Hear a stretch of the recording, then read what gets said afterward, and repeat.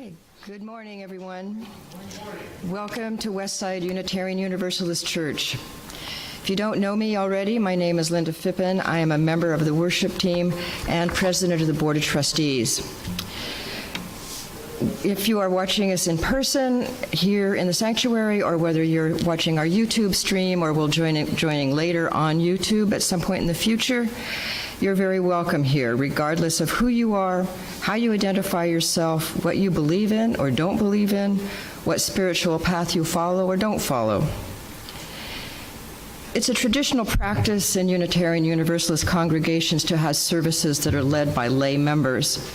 And today is one of those services, and will be led today by members of the Board of Trustees. Except for Chris, who is a former member of the Board of Trustees, the past president. But we've all served on the Board of Trustees or are currently serving. Our minister, the Reverend Carol Baudot, will be on sabbatical for the next few weeks, and services during that time will be lay-led. She will not be here today, but will be sitting in with the congregation at some future services, so if you are new to Westside, you will have an opportunity to meet her. If you are here today, please join us after the service. We have our regular coffee hour and a special celebration lunch for the successful legacy campaign that we completed just recently. So please join us for that. I do have some announcements. Many of them will be found on your order of service or up on the screen if you're watching on YouTube. So the OWL group will be meeting today at 3 o'clock. That's for grades 7 through 9, a usual meeting for that. In the entryway, there are some boxes where we've been collecting things for Samantha Monday's Bridging the Gap. It's a current justice and generosity project, and we'll be taking donations, and you can look on the website or on our newsletter for information about what kind of things need to be collected. Coming up soon is the evening in Provençal dinner that was an auction item hosted by Dave and Ellen Greenwood. The menu for that evening will have quiche, pâté en croûte, salad, vegetables, bread, and dessert. It's $40 per person, payable to WUC, the congregation. And if you're interested, please contact Ellen Greenwood.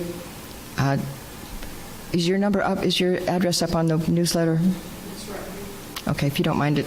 It's here. Okay, but did you want it announced publicly? Oh, no. Okay, thank you.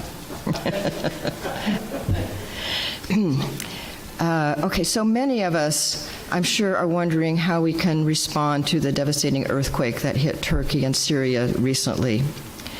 The Unitarian Universalist Service Committee is encouraging us to consider donating to the Global Fund for Human Rights, and the website for that is listed in your order of service and was shown up on the screen. Or you can also do support to the White Helmets, and that is also up on the screen and in your order of service. Our second Monday lunch will be coming up this second Monday, which is the 13th. That would be tomorrow. It will be at Connor's Steak and Seafood on Turkey Drive. If you haven't done so already, please let Diane Gray or Judy Burgett know if you're coming so they can make sure they have an adequate reservation. So coming up a little bit farther in the future, on April 29th, from 3 to 5, will be a Death Cafe, where participants will meet to discuss the subject of death, always a difficult thing to talk about. So you're invited to join and eat cake and share thoughts, fears, and assumptions and question about this event that we all will experience, both ourselves and those who are close to us. There's no sales pitch, and it's just a time to get together and have a discussion about this important topic. If you would like to participate, you can respond to Lori Allian. Her contact information will be in the newsletter and on the website. Earth Church. Next Sunday, February 19th at 3 o'clock will be the Earth Church. That will be led by Reverend Carroll. And we are going to have a special guest. It's Valerie Lunas-Sorrells. I'm hoping I'm pronouncing her names correctly. She is one of the co-founders of Wild Church. So she's going to be attending our Earth Church gathering, and we hope we can provide her a warm welcome. And now Barry Shumpert has an announcement he would like to make.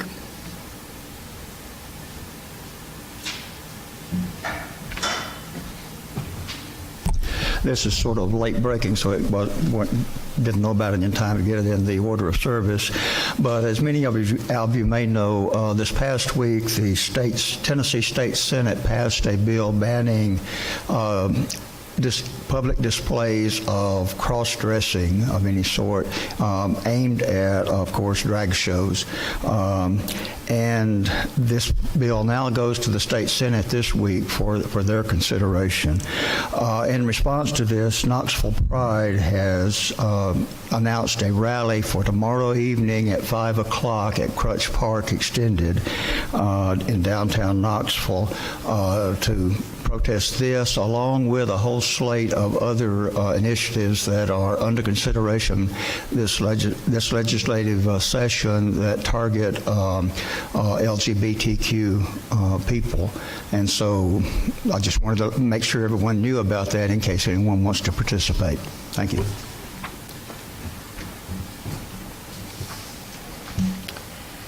Okay, so for other information, we do have a lot of other things going on as well. The best place to find out about them is in our newsletter that will have information about our religious exploration offerings and other conversations that are going on. One more thing, VITA, the tax preparation service that is offered here is ongoing. It's on Mondays, Wednesdays, and Fridays, and Saturdays now from 10 to 3 p.m. that will be running through April 15th. So please see the website or our newsletter for more details. And I think that's all the announcements I have. Does anyone else have any announcements? Okay. So Chris is going to, we're going to gather and have our gathering music. So our gathering music is We'll Build a Land. That's number 121 in the gray hymnal. And Sandra's going to be accompanying us. Please join the choir that's just going to come up on stage. Don't come up on stage yourselves, but join us in singing We'll Build a Land.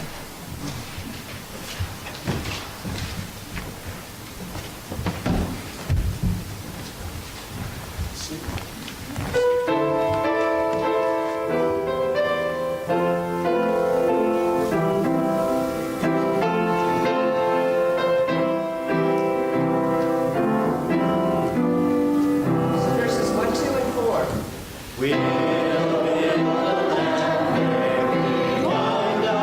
we won't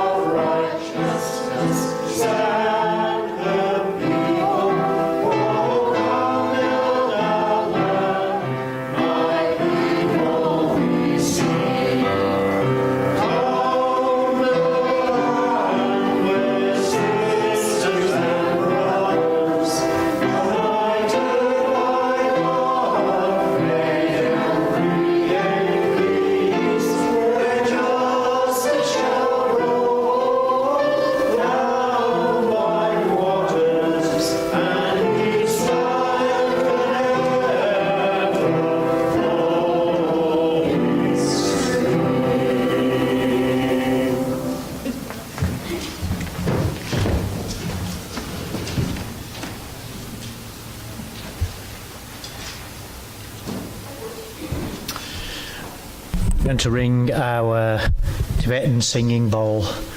So I would like you to settle into your seats and settle into this sacred time within our church as we make the bowl, invite the bowl to sound.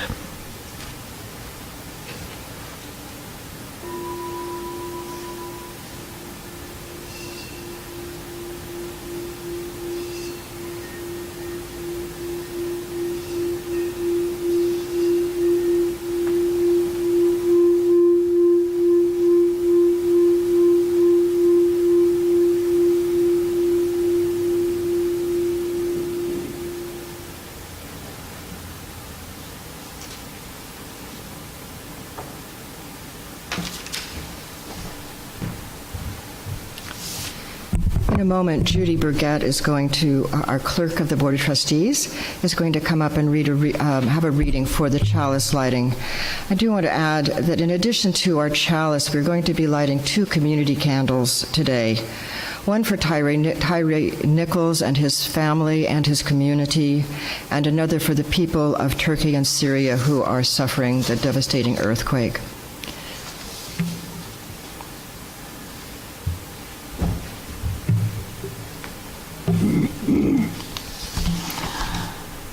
The words of Marcus Tullius Cicero, non nobis solum nate sumus, translates to, not for ourselves alone are we born.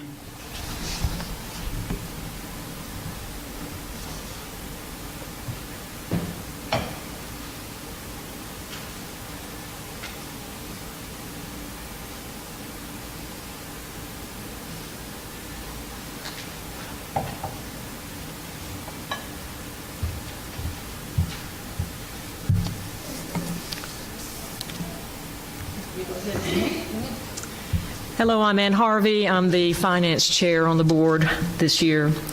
At times, helping happens simply in the way of things. It's not something we really think about, merely the instinctive response of an open heart.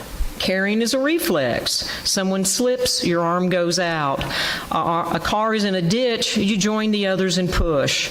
A colleague at work has the blues, you let them know you care. It all seems natural and appropriate. You live, you help. When we join together in this spirit, action comes more effortlessly, and everybody ends up nourished, girding against the flood, setting up a community meeting, preparing a funeral, planning for a celebration lunch. People seem to know their part. We sense what's called for. Or if we don't and feel momentarily awkward, someone comes quickly with an idea and it's just right, and we're grateful. We take pleasure not only in what we did, but in the way we did it. On the one hand, the effort was so natural, it might seem pointless or self-conscious to make something of it. It was what it was. Yet if we stop to consider why it all felt so good, we sense that some deeper process was at work. Expressing our innate generosity, we experience our kinship, our kindness. It was us. In service, we taste unity.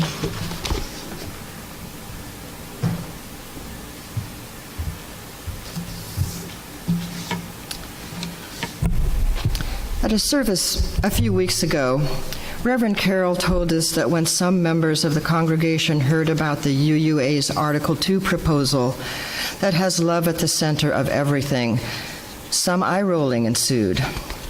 I have to confess that I was one of the eye-rollers.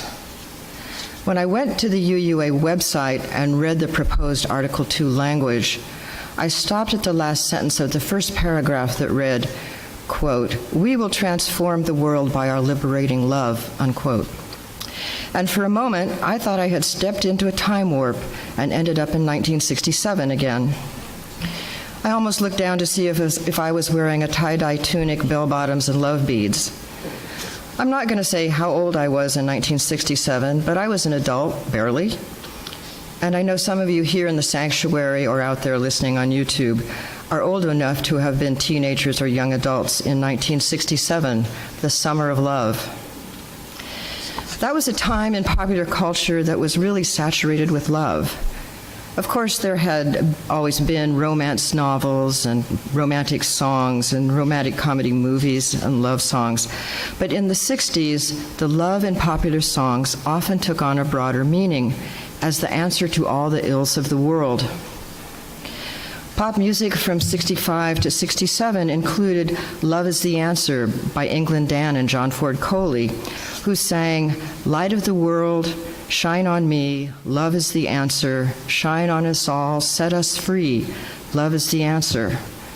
And Bob Marley and the Wailers sang, "One love, one heart, let's get together and feel all right." But for me, the Beatles summed up the essence of the message with their song, "All You Need Is Love," singing, "All you need is love, love, love is all you need." But the summer of love was also the summer of race riots. Detroit, Newark, Birmingham, Boston, altogether over 150 riots in that one summer alone. And then 1968 happened with the assassination of Martin Luther King Jr. and Robert F. Kennedy. There was turmoil and violence at the Democratic Convention in Chicago, and the Vietnam War was really ratcheting up and would continue for another 7 years. It was hard not to go through that period without developing a pretty thick layer of cynicism about the power or even any usefulness of love in the face of the problems of the world. And I've carried that cynicism with me for a long time, hence the eye roll. But cynicism is an easy way out, a way to shrug your shoulders and say, what can anyone do about problem X, Y, or Z? And this is particularly true for cynicism about the power of love to do any meaningful good. So when Reverend Carroll proposed that we do this service, I started wondering if I could come up with some instance in which love really did do good in an important way. This led another venture into the time warp back to the early 80s. I had moved to San Francisco in 1981 to start a job at the University of California Medical Center. I hadn't been there very long when we began to see patients, mostly almost exclusively gay men, with what later came to be called AIDS, acquired immune deficiency syndrome. But initially it wasn't called AIDS, it was called GRID, gay-related immunodeficiency disease, because the vast majority of cases were occurring in gay men. People, including medical professionals, were frightened by it. It was assumed to be infectious, caused terrible morbidity, and had no effective treatment, and was uniformly fatal.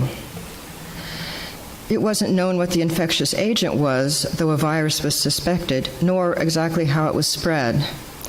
Could it be spread respiratorily, or through food or skin contact, or touching contaminated surfaces? If you remember back to the early days of COVID-19, when we were swabbing down our groceries with bleach solution, you can get a sense of what that fear might have been like. This fear was compounded by there being no diagnostic test for AIDS until 1985, more than 4 years after the first cases appeared. Early on, many medical professionals and hospital staff did not want to be involved in the care of the patients with this mysterious illness, whose cause and mode of transmission were not known. When patients with AIDS were hospitalized, some staff refused even to go into their rooms, instead leaving clean bedding and food outside the door. These fears were commingled with stigma. While it's true that San Francisco was a gay mecca and was known for its tolerance, there was still plenty of homophobia around. It was not uncommon to hear people, including some medical professionals, say that people suffering from AIDS somehow deserved it because of their sexual orientation or lifestyle. But even in this environment, there were people who saw that there needed to be a place where AIDS patients could be cared for with compassion and dignity. Under the guidance of 3 physicians, Paul Volberding, Constant Woofsey, and Don Abrams, an outpatient AIDS clinic was established on the 6th floor of Building 80, hence called Ward 86, at San Francisco General Hospital. This clinic was staffed by doctors, nurses, social worker, case managers, other professionals, and support staff who had volunteered to work there and offered a multidisciplinary approach that included, in addition to medical care, emotional and social support of these patients. This multidisciplinary approach became the standard of care for AIDS patients and was known as the San Francisco model. It ultimately spread throughout the country and throughout the world, indeed, improving the lives of untold numbers of people experiencing HIV disease. The model has even been adapted for use in the care of people with other complex and life-altering conditions. Some of the people who volunteered to work at Ward 86 were motivated by their professional oaths or ethical standards. But most were there because of love and compassion for the suffering and stigmatization of the people needing care. And they used their love and compassion to take meaningful action and created what I think of as a work of love. I know the phrase making a difference has become something of a cliche, but the people involved in starting, maintaining, and expanding the work done at Ward 86 really did make a difference. This showed that while love is not all you need, love linked to concrete action can fill a need. So while we may not have a crisis or challenge as great as AIDS, nor the resources of a large hospital and medical school, that does not mean that we cannot take action on our own to create our own work of love by finding a worthy need and filling it. Okay, so we're now going to take an offering for the support of Westside, its congregation, its facilities, and as well as our works in the community. This quarter, our Share the Plate partner is The Bottom, which is a nonprofit community center and Black affirming bookstore, and I welcome you to look at their website because they do interesting work.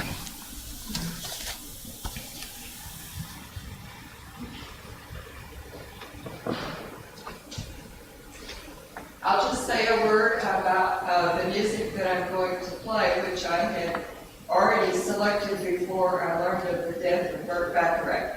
But this is Burt Bacharach's wonderful song, What the World Needs Is Love. As I was driving over this morning, I thought I also could have played Raindrops Falling on My Head. Another one of his wonderful songs. I just feel gratitude that we had this composer and all the wonderful music that he gave us. What the world needs now is love.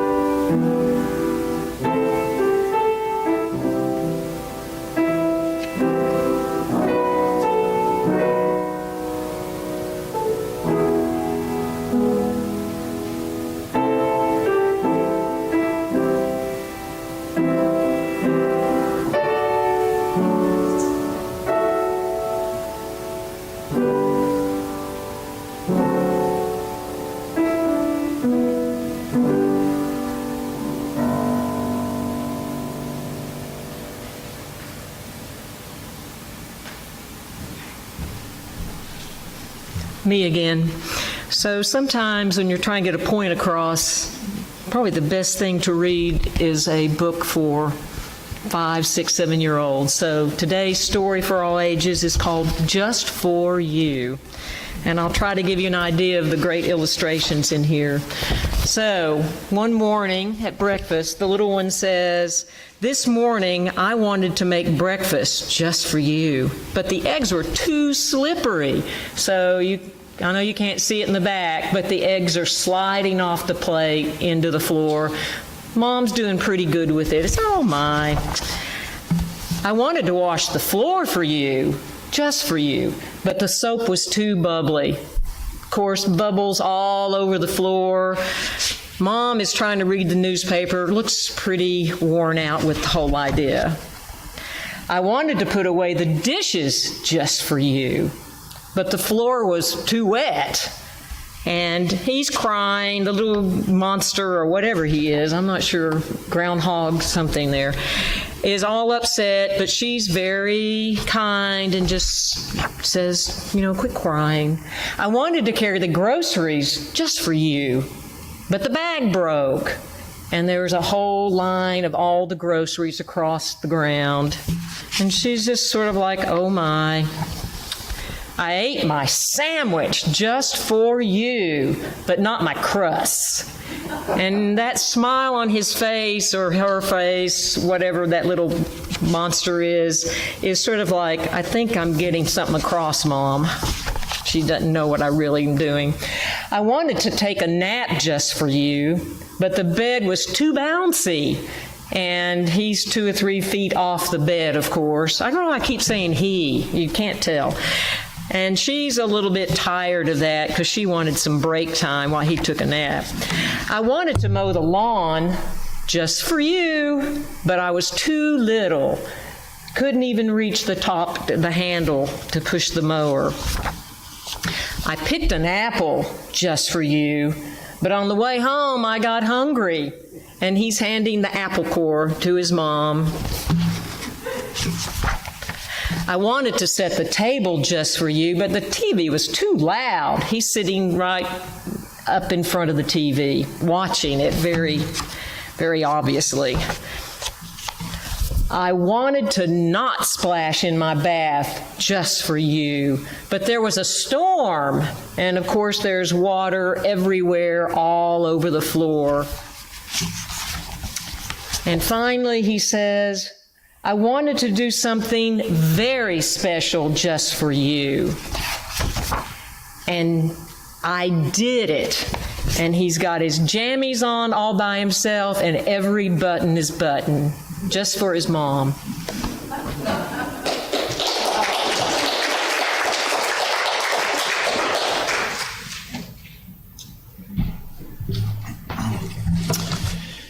My name's Chris Edkins, and I'm a member of the Worship Committee, and as Linda mentioned, a past president of the Board of Trustees. When Linda and myself talked about this service, we both agreed that one of the things we didn't like was other people telling us what we should do. And one of the things I decided that I would make a priority in my talk was that I wouldn't be telling you, what you should do.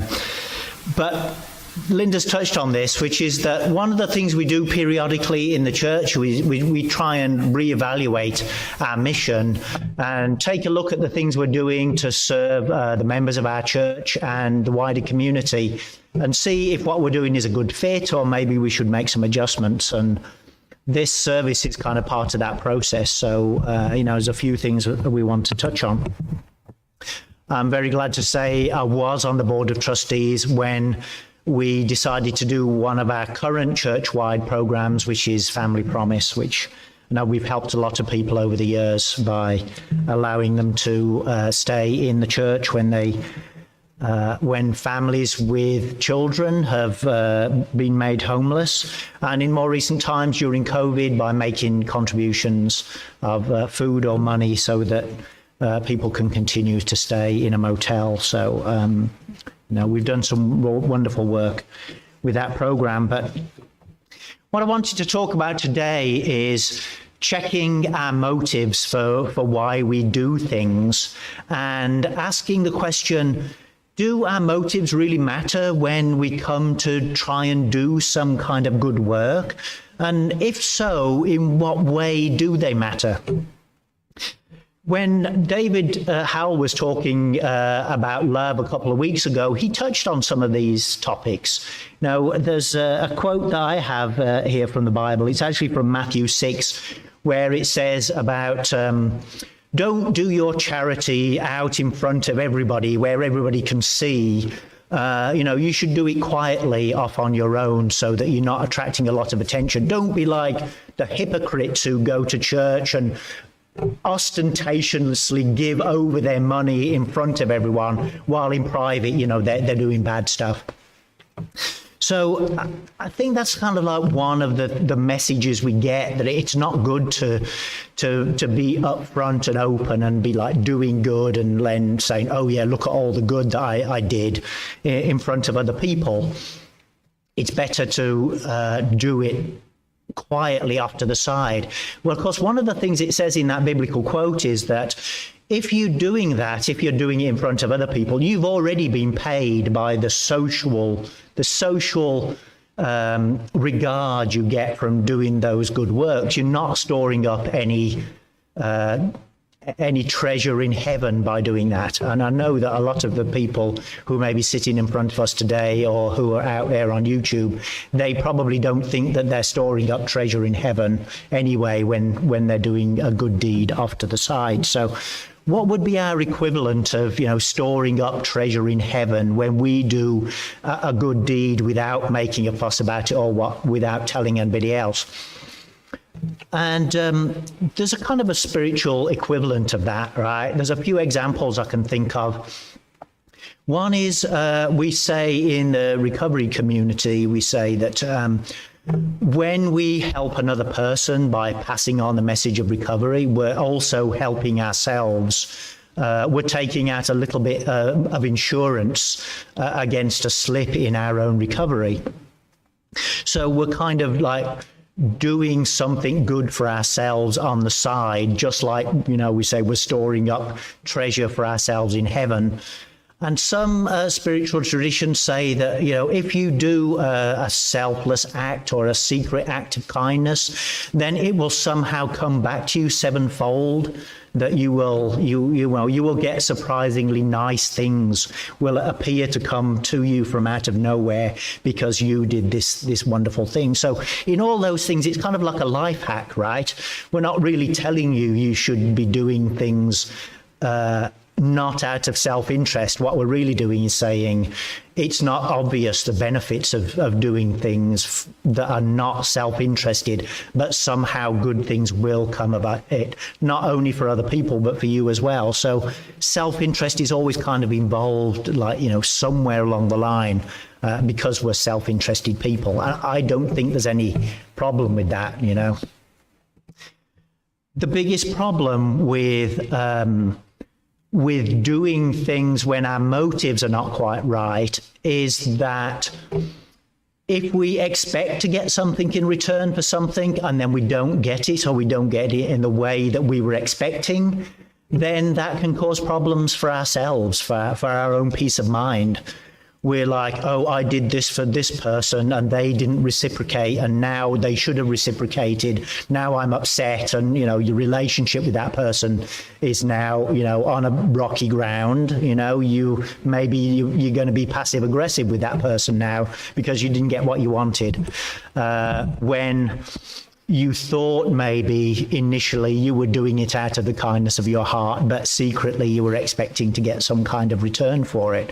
That is the kind of dodgy ground that we need to try and avoid, is thinking that we're giving selflessly when we're not actually giving selflessly, because that is where that's where we get sapped of our energy for doing good in the future. That's where we get resentful and we decide we're not going to do things in the future. It's not when we're giving where we're not expecting a return, but somehow there is a return that comes back to us mysteriously. So I don't think there's a problem when we kind of bear in mind this enlightened self-interest, that when we do things that we are expecting that there might be some kind of return, or even that we do things out in the open saying, oh, look at me, look how good I am being, because I'm expecting to get some kind of social standing from what I do. It's only when we are fooling ourselves that we're giving unselfishly, but we're actually secretly expecting something back in return. So I'd like to sum up, what that means, I think, for when we're thinking about what we're going to do as a church. I think when we are looking to decide on a project that we can do, a service project for the wider community, we ought to be considering also the good that it will do for the church as a whole. Is it something that I will enjoy doing? Because if I enjoy doing it and it gives me satisfaction, then I'm going to be energized about it, and I'm going to put more effort forth in trying to further the course, advocate for it with other members of the church, and I'm going to volunteer my work hours towards it. Is it something that's going to raise the profile of the church in the general community? That is something we really want. We want to be known as the church that does X, so that we can then partner with other organizations and we can be part of the wider community, form good relationships with other churches in our community, and so that we can, get our message out there and maybe attract more members into the church. So I don't think there's any problem with us considering our own self-interest in when we try to do good things. I think it's what we actually do that counts, and as long as we're not fooling ourselves that we're doing it not out of self-interest, then we're on pretty safe ground, and we're doing good for other people and we're doing good for ourselves at the same time. That's a win-win to me.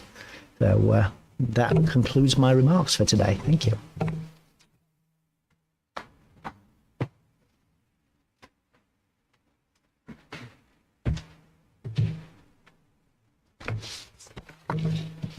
My name is Judy Burgett, and I serve on the Board of Trustees as the clerk. My pronouns are she, her, and hers. Listening to the previous speakers, when Ann gave her talk, I was like her. When I first heard what this was about, it was like, well, that's a no-brainer. Of course, love is service. How can it not be? That's why we're here. That's why we participate in the activities that we do here, from the bigger projects to just financially supporting the church. Everything that we do, to me, my thought was we do it out of love and not expecting anything back. However, the contrarian in me said, okay, you have to look at the other side. Sometimes I'm not feeling like a really loving, caring person and don't want to participate, to do anything to help anybody. I've had a bad day. I was on my way somewhere and I got stopped and I got a speeding ticket, and I know I wasn't speeding. And there are also those that are outside of our group that don't participate in sharing their love. They kind of have it hidden. Maybe they don't aware that they have any, and they are the surly folks that we see that don't join in any kind of help. And I have poems for these two situations. There are two kinds of people, by Ella Wheeler Wilcox. There are two kinds of people on earth today. Just two kinds of people, no more, I say. Not the sinner, the saint, for it's well understood that the good are half bad and the bad are half good. Not the rich and the poor, for to rate a man's wealth, you must first know the state of his conscience and health. Not the humble and proud, for in life's little plan, who puts on vain airs is not counted a man. Not the happy and sad, For the swift flying years bring each man his laughter and each man his tears. No, the two kinds of people on earth I mean are the people who lift and the people who lean. Wherever you go, you will find the earth's masses are always divided in just these two classes. And oddly enough, you will find two, I ween. There's only one lifter to 20 who lean. In which class are you? Are you easing the load of overtaxed lifters who toil down the road? Or are you a leaner who lets others share your portion of labor and care? And for those times when I'm not feeling sharing myself, I wonder, what have I done today? What have I done for my soul by Clara Mayan? What have I done for my soul today? Have I given a helping hand? Have I cheered my comrade on his way? No, I did not understand the wistful look in his eager eye. I nodded at him and passed him by. What have I done for my soul today?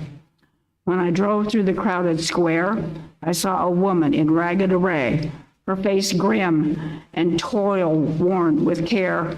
She was my friend in the long ago. I turned away. The world need not know. What have I done for my soul today? When a lad asked a bit of advice, I yelled at him in a surly way. But now I'm paying the price. My errant soul has returned to ask, is kindness such a stupendous task? What do I do for my soul each day? Do I try to understand the common need of the common clay that is shaped by the master hand? Do I dwarf my soul by a heedless deed? Or is loyal service my love and creed? And to help me get through all of that, those bad days, I try to remember the words of Max Ehrmann in his composition, Desiderata. You are a child of the universe. You have a right to be here. Strive to be happy. And we will have a congregational leading led by the choir. Lean on Me in number 1021 in the teal hymnal.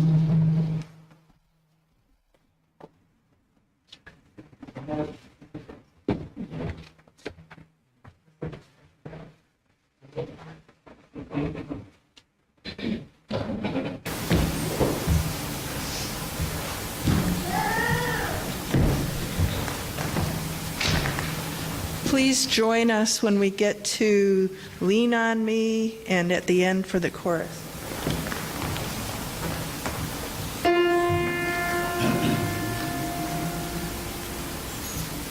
Sometimes in our